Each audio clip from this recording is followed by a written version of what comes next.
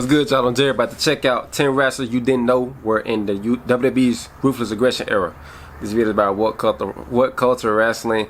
I know for one person, I think Tommaso Ciampa played like security guard or something like that back in the day. What's his name? Ty Dillinger. He was in the backstage segment with DX one time back in like 06 when Shawn Michaels kicked him. He was like, "Stan, I just super kick Stan," something like that. And I think Ryback, a lot of people, man. So we about to hop into this video. Let's go. As the years would roll by, some of these lesser-known Ruthless Aggression faces would very much carve out a place for themselves in the industry. But it's still safe to say that very few are quick to think of those famous two words spouted by Super Cena. I want to say Damian Priest. I could be wrong. These particular names are thrown into the average wrestling conversation. So I am Gareth here from What Culture Wrestling, and here are 10 wrestlers you didn't know were in WWE's Ruthless Aggression era. Number 10, Brad Armstrong. Known primarily for his work in the NWA and WCW over the course of his 30-plus year run in the business, this smooth in-ring worker had the look of a star who could become a real player in the industry. Brad Armstrong never really rose to the level of anything other than a rather underrated talent though, with his brother Road Dogg Jesse James going on to become the most famous of the Armstrong siblings instead. Brad would at least finally get a shot at making a splash in the WWE sphere towards the latter stages of his wrestling career. Showing up a few months into WWE's ill-fated ECW brand experiment, the former WCW light heavyweight champion would make a few appearances as a guest commentator alongside the likes of Taz and Joey Styles in 2006. His often forgotten time in front of a WWE camera during the era wouldn't last, however, with Armstrong eventually stepping back into a producer role for the rest of his time under the Sports Entertainment banner. The late, highly respected worker would also wrestle the odd ECW house show match around this time too. Number 9, Johnny Gargano. Johnny Gargano no doubt jumped at the chance to make his dreams come true back in 2007. You'd definitely be forgiven for missing this mid-Ruthless Aggression era appearance. When was this? Mind, given the fact Johnny Wrestling looked almost unrecognizable as MVP's champion of Liechtenstein challenger on a March edition of SmackDown. As Cedric Von Hausen, the nephew of a person JBL supposedly bumped with one time, a geeky Gargano waved and smiled his way down to the ring before getting his head clotheslined off by the loudmouth future Hurt Business leader. A dominant squash follow, of course, with MVP picking up some lederhosen momentum en route to challenging for the US title of 3. The eventual NXT champion also made a few other cameo appearances before finally making a name for himself on the developmental brand, showing up as an awkward security guard on NXT in 2010 and getting battered by Brodus Clay as Joey Gray on Superstars a year later. WWE dreams really do come true, eh? Number 8, Tommaso Ciampa. There's getting the chance to rub play like a lawyer or something like that during your first ever WWE showing, and then there's going one-on-one with The Undertaker on the July 2005 edition of SmackDown. That's precisely the surreal position another future NXT champion found themselves in all those years ago, with Tommaso Ciampa being forced to act as Muhammad Hassan's lawyer during his controversial rivalry with the Phenom. Sure enough, after his Thomas Whitney Esquire read out a statement from his client in the middle of the Blue Show's ring, Taker proceeded to chokeslam and tombstone the eventual Blackheart straight to hell to the sound of many a cheer. This wouldn't actually be Ciampa's only ruthless outing though, as Tommaso Whitney, the then beardless face, was utterly battered by Jamie Noble in a December edition of Velocity before teaming with Kofi Kingston in a dark match during an August 2006 edition of Heat. A developmental deal would eventually follow in 2007, but Tommaso would eventually part ways with the company before the end of the year, paving the way for a successful run on the indies that would ultimately take him back to his former employer almost a decade later. Number 7, that's good, it worked out for him.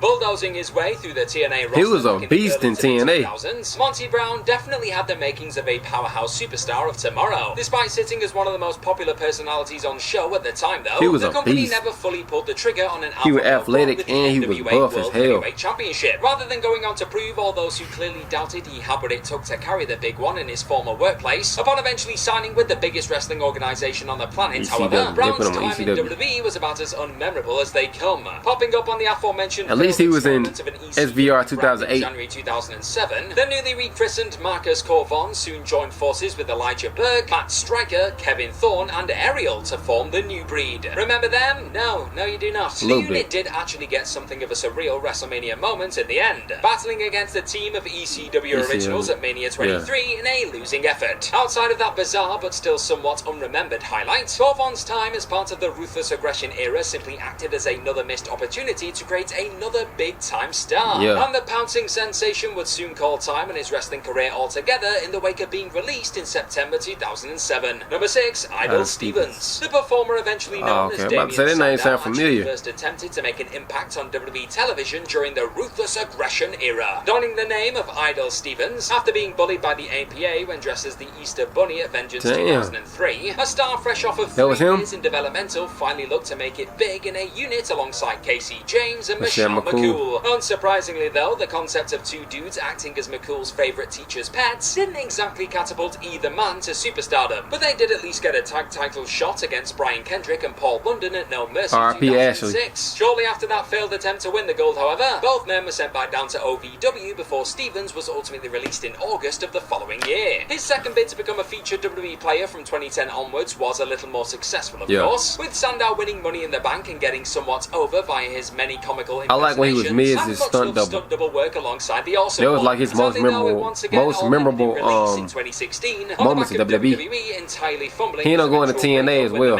Number 5, Jon Moxley. Back before he'd ever locked fists with Roman Reigns and Seth Rollins or really made that much of a splash on the independent scene, Jon Moxley made a string of wholly surreal and easily forgotten appearances on WWE programming during the Ruthless Aggression era. What you will likely struggle to erase from your memory after discovering this strange spell, though, is that damn hair. His first long-haired showing in a sports entertainment ring came back in 2006, battling against Eminem on Velocity alongside Brad Taylor in January of that year. That tryout defeat would then be followed by another entirely overlooked handicap battle with the Big Show on Heat, with Mox and Dick Rick, a pre-year LA Knight, getting the former part of that guy's name knocked in the dirt by the Giant. Finishing off this trifecta of dreamlike tryout encounters, a bright pink hair sporting future AEW World Champion then went one-on-one with another man who just so happened to boast a name inspired by a penis. Mox was once again bested during this January 2007 Heat fight with Val Venus, but his work, or perhaps just that outrageous do, clearly caught the attention of those in the back, as he ended up signing a developmental deal a few years down the road, and the rest was violent history. Number 4, Greg Valentine. Popping up in the WWF time and time again over the course of the 70s, 80s, and 90s. Since they saying the old wrestler like Greg Valentine, I was gonna say Tatanka. He was around on SmackDown like 06, 07. Just picking up his ring and kissing goodbye Road Warrior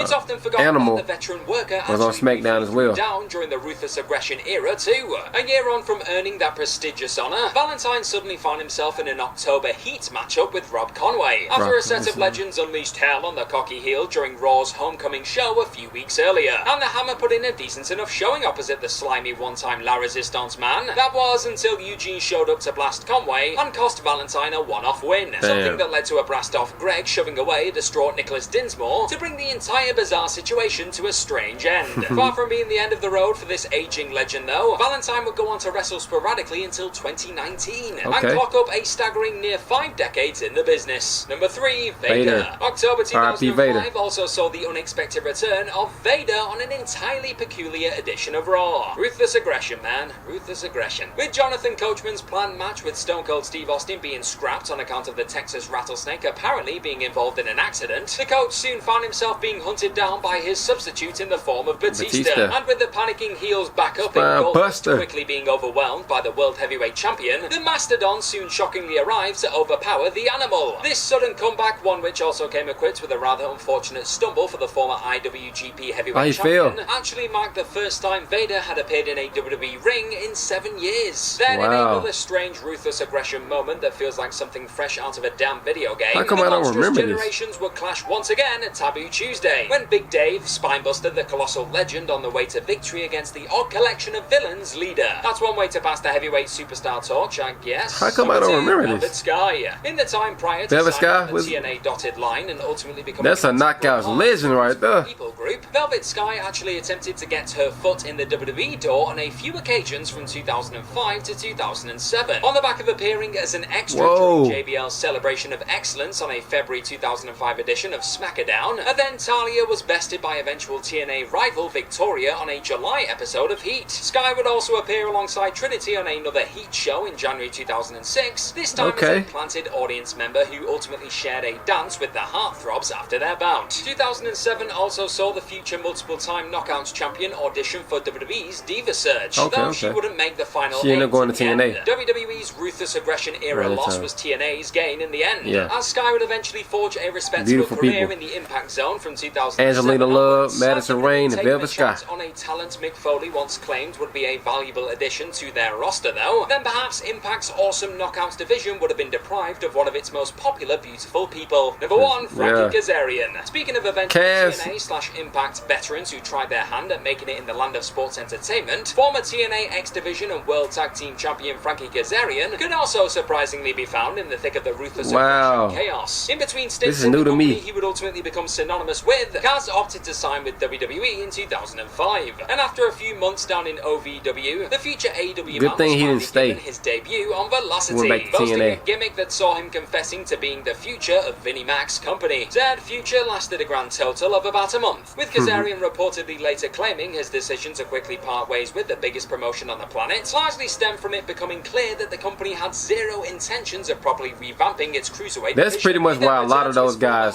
from TNA didn't go to WWE. Making an impact on both Ring of Honor and the Land of All Elites back in the day, like AJ Styles and Samoa Joe and all them. To see the long-time TNA that's why it took them so long. Cocky words into a WWE mic backstage before taking it to Nunzio inside of one of their squared circles. You really just never know who you're going to spot next during a cheeky revisit to the bizarro world known as the time of Ruthless Aggression, eh? And that's our list of any other wrestlers folks didn't know were in WWE's Ruthless Aggression era. Let us know all about them in the comment section right down below, and do not forget to like, share, and go and click on that subscribe button while you're down there.